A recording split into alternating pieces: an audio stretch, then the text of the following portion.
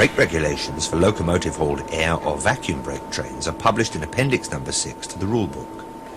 This programme covers the main requirements of these regulations, as well as highlighting a number of changes which were introduced in June 1990, and is intended to assist all employees who will undertake train preparation or train crew duties. So let's have a look at the general requirements which apply to both air and vacuum brake trains, which you must observe before a train is allowed to start. Firstly, the automatic brake must be functioning normally on every vehicle of a Class 1, 2, 3 or 5 train and on a Freightliner train. Piped-only vehicles, or vehicles on which the automatic brake is isolated or defective, but on which a through brake pipe is operative, may be conveyed, but the proportion of such vehicles must not be more than 1 in 5. The automatic brake must be operative on the last vehicle of a Class 1, 2, 3 or 5 train, and on the last 3 vehicles of a Freightliner train. Unless the proportion of isolated vehicles is less than 1 in 10, speed must be restricted to 10 miles per hour below the maximum permitted speed for the type of train concerned over each portion of the line. The speed need not, however, be restricted to less than 35 miles per hour.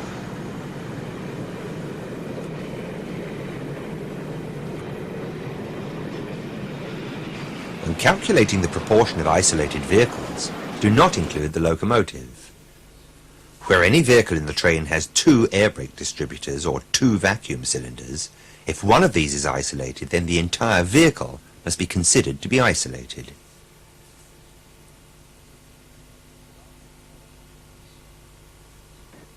On classes 4, 6, 7 and 8 trains, you must ensure that the automatic brake is operative on the last 3 vehicles. These trains must not have a brake force less than that shown in Table E1 of the white pages of the working manual. Again, piped-only vehicles on which the automatic brake is isolated or defective, but where a through brake pipe is available, may be conveyed, but not more than 3 isolated vehicles must be marshalled together. Class 9A trains must not have less than the brake force shown in Table E2 of the white pages of the working manual. When working this class of train, remember that the same constraints apply to the fitted portion as for trains of classes 4, 6, 7 or 8. The automatic brake must be operative on the last 3 vehicles of the fitted portion, and not more than 3 through piped only vehicles may be marshalled together.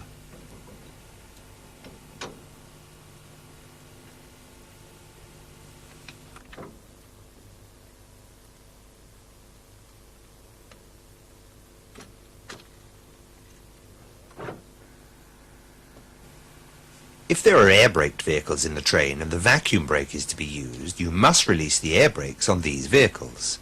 Similarly, the vacuum brake must be released on each vehicle in a train on which the air brake will be used. This is how it's done. To release the air brake, the brake pipe cock at one end of the vehicle should first be opened to fully destroy any brake pipe pressure. Reclose this cock. Then pull the brake release cord or rod until the air pressure in the brake cylinder and auxiliary reservoir is completely exhausted. Do not fasten or jam the cord or rod to hold the release valve open.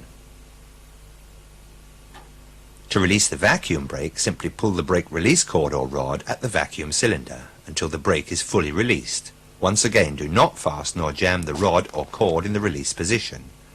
Once the vacuum brake is released, don't forget to place the vacuum pipes on the dummy couplings.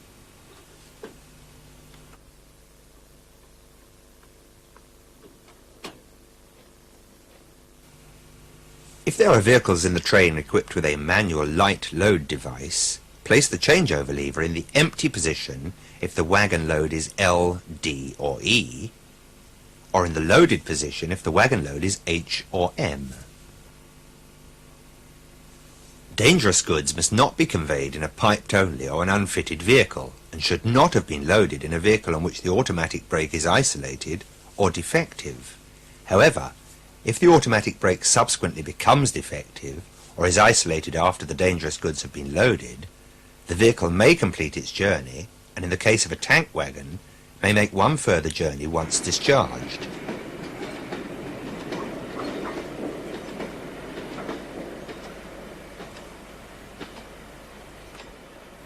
In a Class 9 train, you must ensure that any dangerous goods vehicles are formed in the fitted portion and that the automatic brake is operative on the last vehicle of that portion.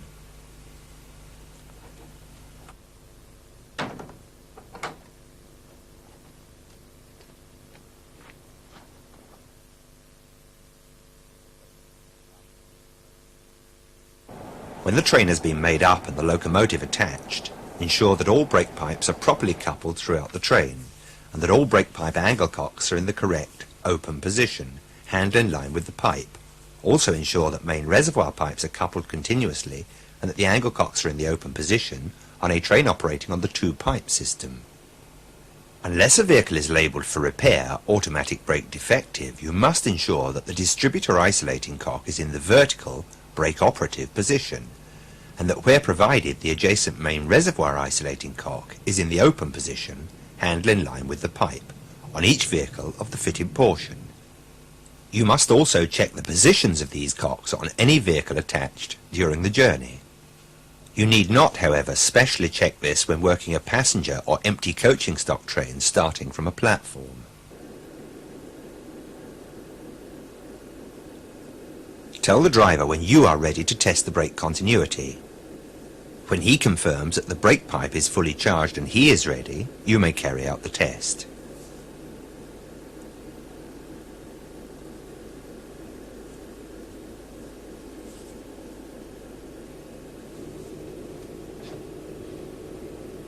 Open the emergency valve in the brake van if it is the last vehicle of the train or fitted portion. Leave the valve open until the reading on the brake pipe gauge has fallen to 0. After reclosing the valve, there should be a pause before the brake pipe recharges to a pressure of 72.5 pounds per square inch, or 5 bar.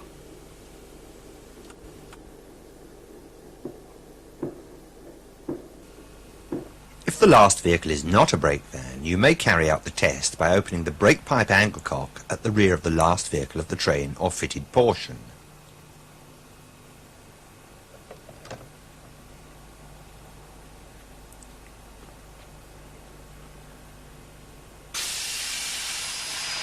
Don't forget to keep the valve or cock open until all the air pressure is discharged. If the last vehicle is a passenger coach without a brake van, you may use the passenger alarm apparatus to carry out the continuity test. Listen carefully for the escaping air and only reset the apparatus once all air pressure is discharged. Finally, if the rearmost vehicle is a passenger coach of the Mark III or IV type, use the brake continuity test cock.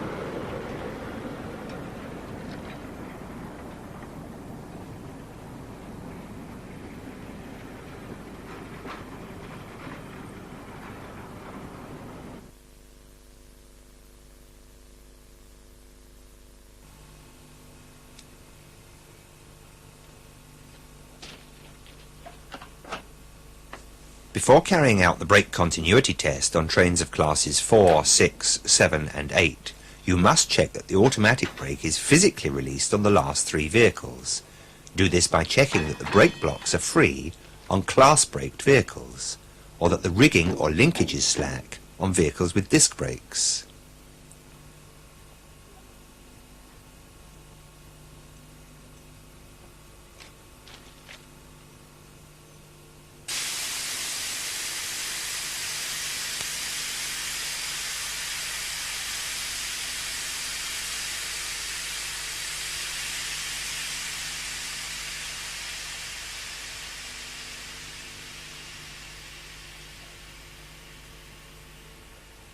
After carrying out the brake continuity test, leave the brake pipe angle cock open and check that the brakes are fully applied on the last 3 vehicles.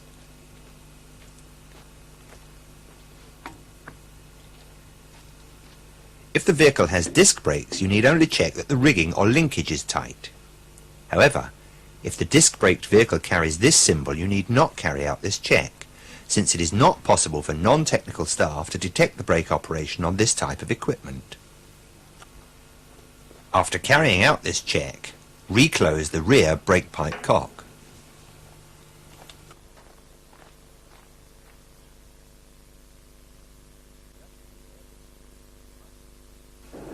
Just as with air brake trains, you must ensure that the vacuum brake pipes are properly coupled throughout the train, or throughout the fitted portion of a Class 9 train.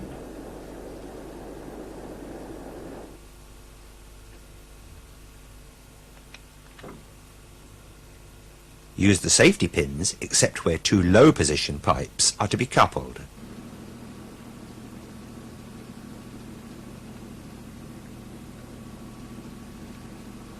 Make sure that the brake pipe at the front of the locomotive or leading locomotive is properly coupled to the dummy coupling.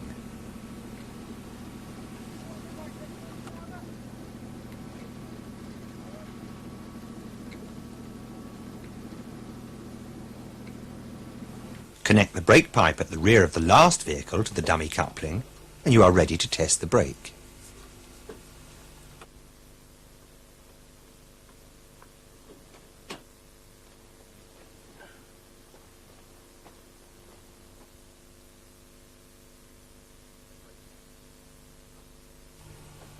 If a brake van is provided, you must check that at least 18 inches of vacuum is registered on the brake van vacuum gauge. Lift the emergency brake valve, listen for the inrush of air and check that the gauge reading drops. If more than one brake van is marshalled in the train, always carry out this test from the rearmost brake van.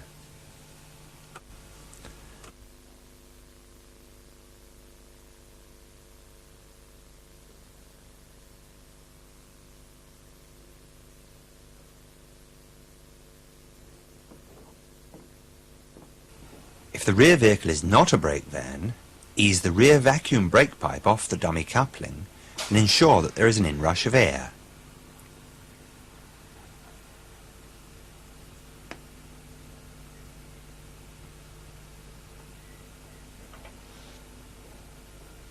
If, however, the last vehicle is a passenger coach, you may carry out the continuity test by opening the passenger communication valve. Listen carefully to check that there is an inrush of air.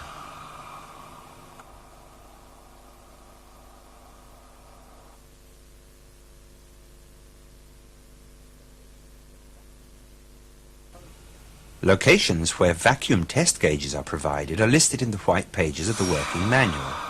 If a test gauge is available, you must use it to check that at least 18 inches of vacuum is registered at the rear of the last vehicle of the train or fitted portion. There is, of course, no need to use a test gauge if the last vehicle is a brake van. In this case, use the brake van gauge to check that you have a minimum of 18 inches of vacuum.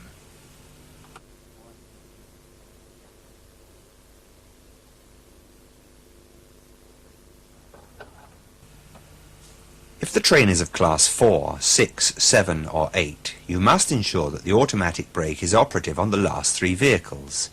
So before you carry out the brake continuity test, check that the brakes are physically released on these last 3 vehicles.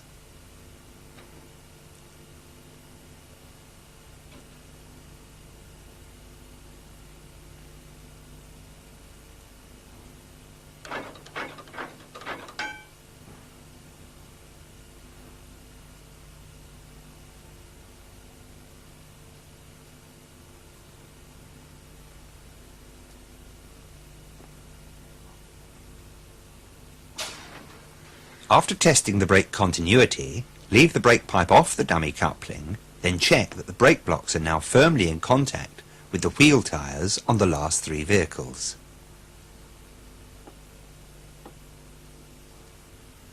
If, where a gauge is used, the required vacuum is not created, maintenance department staff must be advised.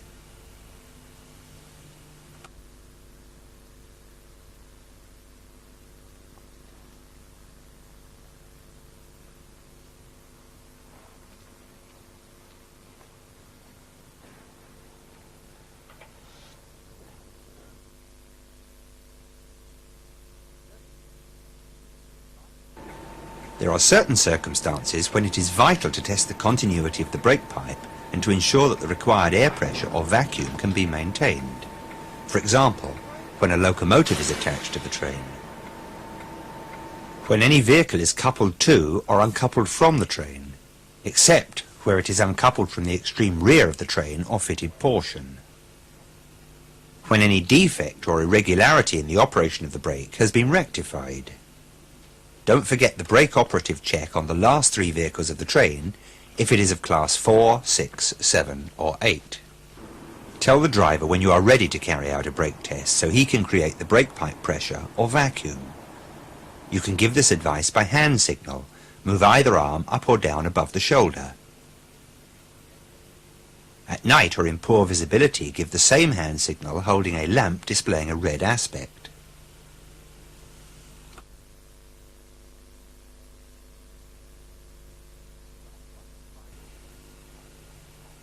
Class 1 to 5 trains must normally operate with both the brake pipe and the main reservoir pipes coupled and operative throughout the train.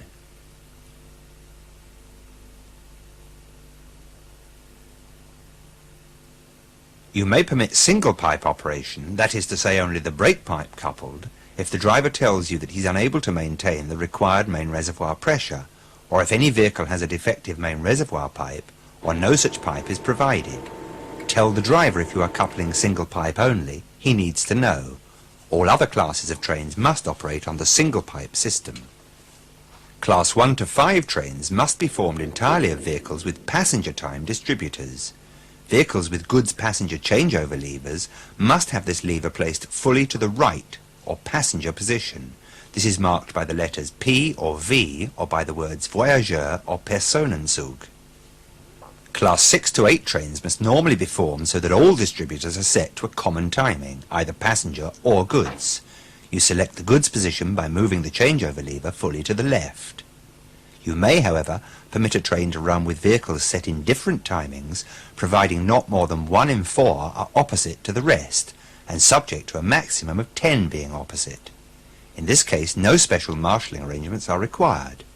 You may also permit a train to run with vehicles set in different timings, where all goods time distributors are marshalled ahead of those with passenger time distributors.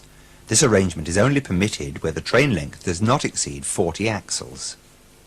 On a Class 9 train, the fitted portion must be formed entirely of vehicles with goods time distributors, or with changeover levers in the goods position.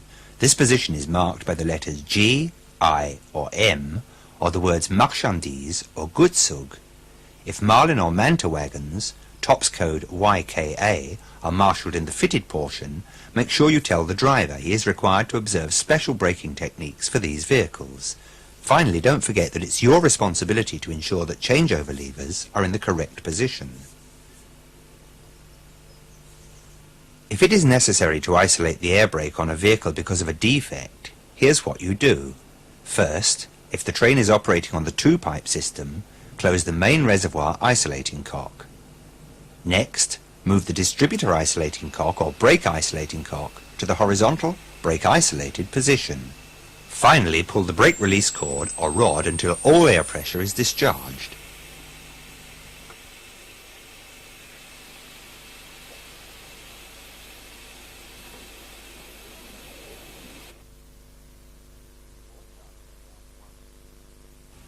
Before starting a Class 1, 2, 3 or 5 train, you must advise the driver of the number of vehicles and the weight of the train, the number of vehicles on which the brake is inoperative, and if a 10 mph speed reduction applies. If the train is air braked, the driver will also need to know whether Mark 3 or 4 coaches are conveyed, or whether any portion of the train is operating single-piped.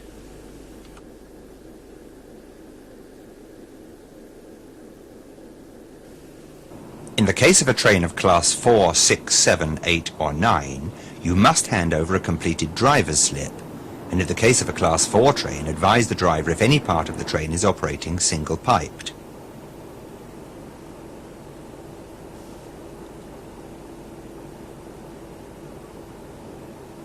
Finally, remember that your ready to start signal also confirms that the requirements for the working of the automatic brake have been observed, and that, when necessary, you've carried out the brake continuity test.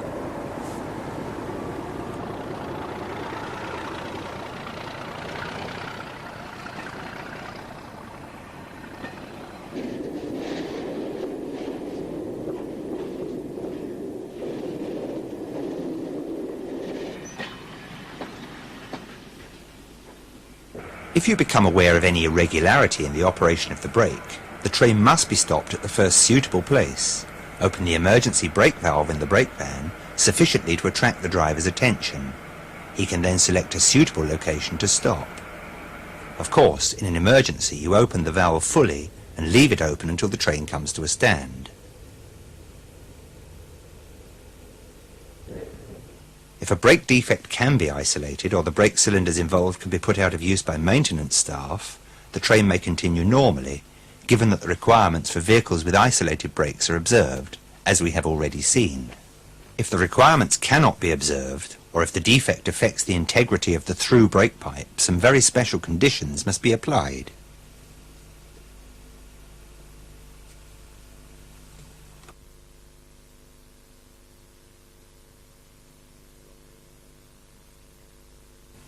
Your train may only continue to the next location where the defect can be remedied or the defective vehicle detached or remarshalled, provided that the gradient of the line to that location is level or falling, or the last vehicle is a brake van in which the guard or other competent person must ride.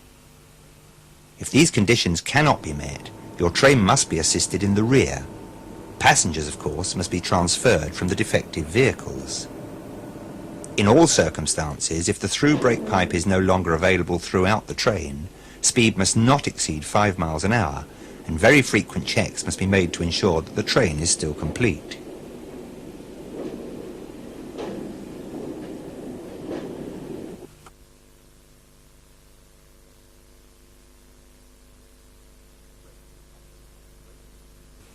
If the brakes are inoperative on a greater number of vehicles than normally permitted, the train may continue to the next location where the defect can be remedied. However, speed must be reduced to a level that will ensure that the driver can maintain full control. If the line to the next location is on a rising gradient, the train must be assisted in the rear unless the last vehicle is a brake van in which a competent person must ride. Again, passengers must be transferred from the affected vehicles.